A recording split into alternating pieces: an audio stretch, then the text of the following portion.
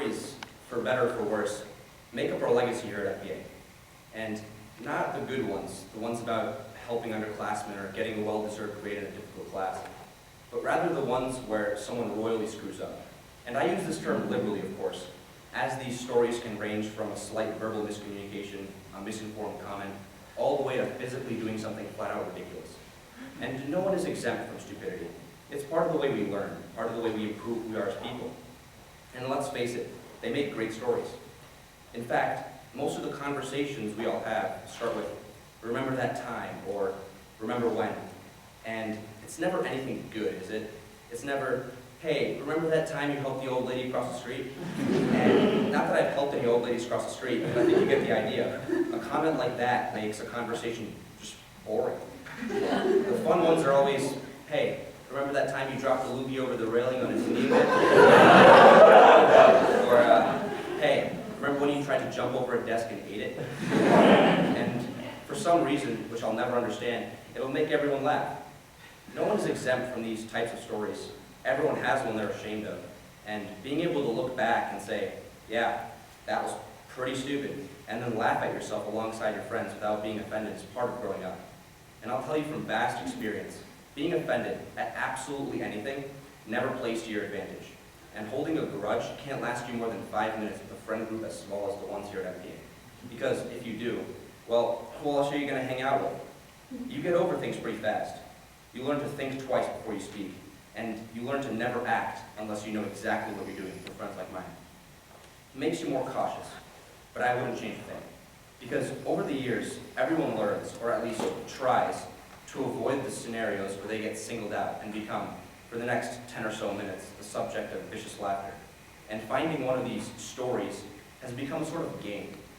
Who will witness the next big screw-up, the next big story amongst us all? It's usually not me, and that's probably because the stories are about me.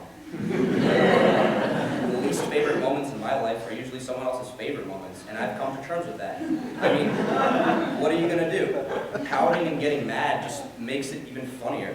And with all these fail-safes I've put in place, I've realized that you just can't stop everything. And sometimes even the smallest thing, and I mean the teensiest mistake you can possibly imagine, will make somebody lose their mind. Just so you know what I mean, 2 years ago, Mr. Virgin assigned each of us a specific event we were to research and then give a presentation to the class. Well, naturally, a prepubescent Vlad forgot to do the presentation entirely, and instead of sucking it up and taking the consequences, he decided it would be better to power through the entire assignment in the 5 minutes before class started. Well, he finished the assignment and almost made it through the entire presentation, but peace was never meant to be. The last PowerPoint slide, man, what was that boy thinking? I see it vividly now. The slide read photos with an apostrophe S. And yeah, chaos ensued. Not really. What actually happened was Joey started laughing. And then that made Jose laugh, which then made the entire class start laughing. And at that point, class was done because no one would focus after that. I'm certain people didn't even know why they were laughing. It was, as everyone knows, Jose's incredibly obnoxious but contagious laugh that took everyone off the edge. For those that don't understand, photos is not spelled with an apostrophe. And if you knew that, and you're still confused, then that's where I am right now. Stories such as these come up every day, but thankfully they're not all about me. And most are equally as stupid.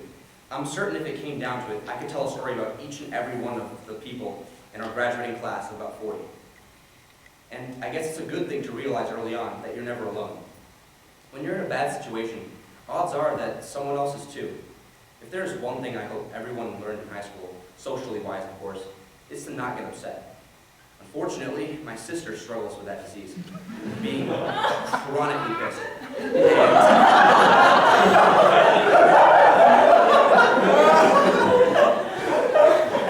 And I'm thoroughly impressed that our door hasn't yet fallen on its hinges. To me, her reasons for being upset are never even legitimate. I've stopped asking what's wrong, because 80% of the time her answer would be, "He never liked my photo." Sylvia, little sister, if you took a deep breath every now and then, your life would be much simpler and easier. And if you had some faith in yourself, you wouldn't be so stressed out about balancing skating in school. Don't worry, you're not literally gonna die tomorrow. And I guess I have my friends to thank for my unusually high tolerance for jokes and obscenities. And you guys have made me pretty good at faking it till I make it. And I'm certain that learning to be calm in stressful situations will be incredibly beneficial in the future, especially in college.